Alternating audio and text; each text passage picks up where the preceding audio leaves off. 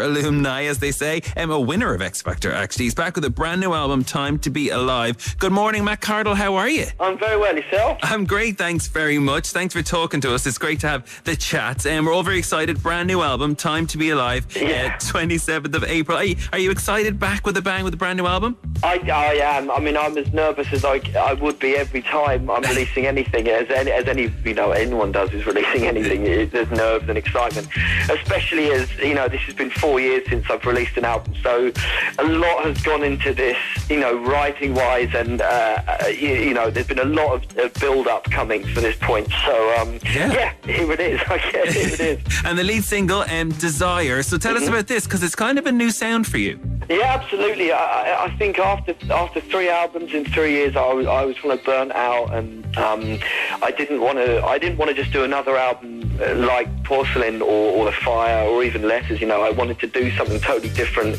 I didn't want to just do anything, so I spent a long time sort of going around studios with writing sessions and writing with different people, different producers, to try and find something that fit. And then, getting to go to Hay on Wye and work with Jim Elliott, and we came out with Desire, and that really sparked the turnaround for me then.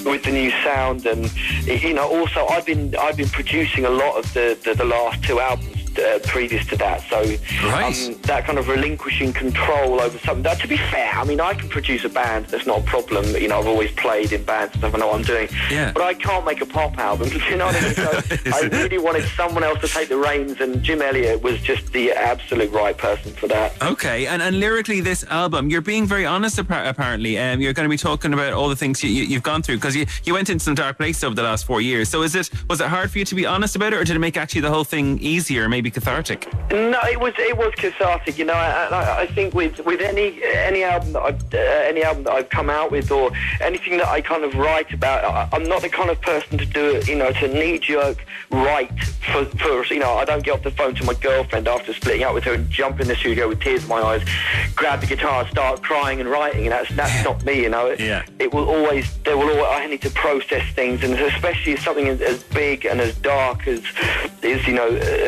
my 2013 with prescription drugs and going into rehab and things like that.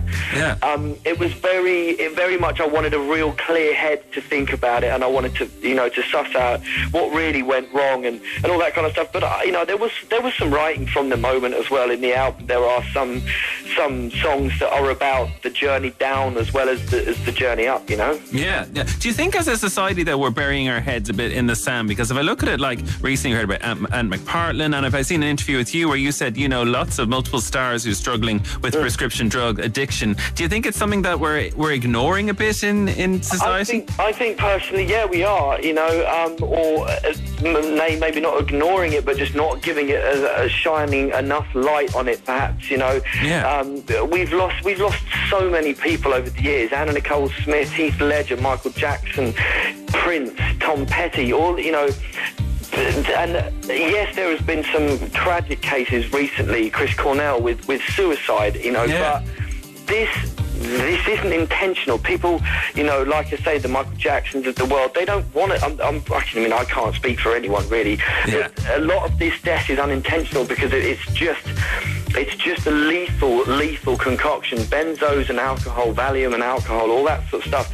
It's a muscle relaxant. At the end of the day, you take too much and you take it with alcohol, which increases its potency. Your heart is a muscle and your heart will stop. That's just what happens. And we've lost so many people like that. I mean, I was so lucky to get out of that spiral before, I ended up as a statistic, but I just think, like I said, so many people I know are casually eating these things, and it gives you a false sense of security, because at the beginning of the thing is prescription, a prescribed thing your doctor gives them to you, so they must be safe. And it's completely the opposite. These things can grab you around the throat within weeks and have a grip over your entire body. It's scary stuff. Yeah, it is scary, and I think it's great you're shining a light, because I think in the States it's an absolute epidemic. So I can see it happening over here. So it's great people are actually been enlightened like yourself. Okay, I've got to actually hold you there for a second, Matt. We have to go to a song. We're going to be right back with Matt Cardle talking about his brand new album. Time to Be Alive is the name of it. Out 27th of April. We're going to continue our chat right after this song. If you're listening, you would have heard a song to Matt Cardle. He's still on the line. He's back with a brand new album, Time to Be Alive, which is out 27th of April. He's got a brand new single, Desire. And I will go back to the music in a few minutes, Matt, but I want to ask you about your West End career, because while you were writing this album, I believe you were starring in Memphis. You've got really into the West End these days. Do you enjoy being on stage, doing musicals, as well as, I suppose, writing your own music? Absolutely, I do, and I did. You know, Memphis was an incredible show with an incredible cast. You know, Beverly Knight, I was co-starring with Rachel John, now in Hamilton. You know, it's one of those things I never ever thought I would do. Yeah. But after I came out of the Priory, after I kind of got clean, I was like, you know, I don't really want to write at the moment about this. I want to do something else, and the opportunity just came about, and you know, I grabbed it with both hands. Yeah, you're dead right, and you're obviously getting recognition for it. You've done lots of auditions in your time, I'm sure. We all saw you on X Factor with the hardest audition that you conquered. I suppose you won the show. But I heard about one for School of Rock with Andrew Lloyd Webber. That was a bit dodgy, was it? Yeah. Oh my days. I mean, it was a catalogue of errors, if I'm honest, Sean. It was one of those things.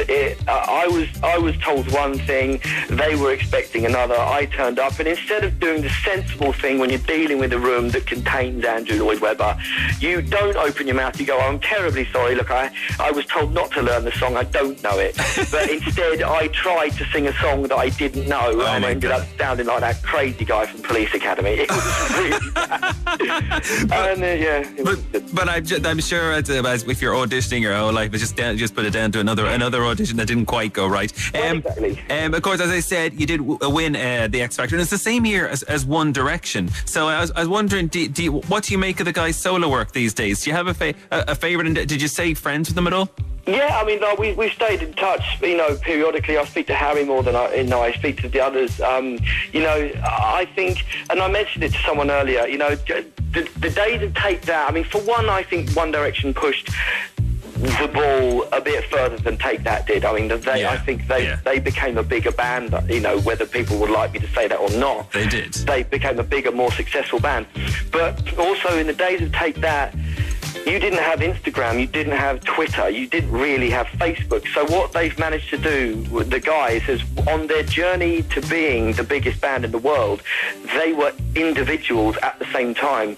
So that has made it a lot easier for them to break away and do their own thing at the end of the day, because they have their, you know, 20 million followers each on Instagram and each on Twitter. They've got their own identity, and that's really helped them do what they're doing now. And I think they're all doing it brilliantly. I mean, you know, it's rare that you'll get so many success stories out of one band, but I think that what I mentioned earlier has made that possible, you know? Yeah, and when you finished X Factor and you won, well, what's it like, that feeling afterwards? Because I assume it's a huge high, but then I suppose you're back on your own soon afterwards, or you're doing the album or whatever's happening. Is it like, is there enough, support's probably the wrong word, but you know what I mean? What afterwards, what's the feel? What was it everything you expected it to be? Because obviously you went to a dark place a couple of years later, so what was it for you?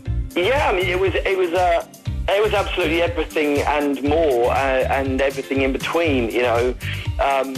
No one prepares you for that, and I don't think anyone, to be honest, I don't think any reality TV show to that point in its time had ever had someone come out of it and be so recognisable, you know. 20 million people watched the final on my year. It's still the highest rated final of X Factor ever. I mean, that's a third of the country's TV sets were tuned in, you know, and that's just TV sets. That could be an entire family behind that TV. That could be an entire pub behind that TV, you know. I literally had, you know, unprecedented exposure, so no one really prepared anyone for that, and no one was expecting it to be that big that year. It was an anomaly, and I kind of dealt with it the way I did. I mean, there was no other choice, really. Okay. Well, listen, we're delighted you're back. Fourth album, Time to Be Alive. It's 27th of April. Brand new single, Desire. It's great to have you back, Matt, and hear you in such a great place. Thank you for talking to someone. Have to have you on again soon. Definitely. Thank you so much. Cheers. Take care of yourself. Bye. Okay, stay with us here on FM 104.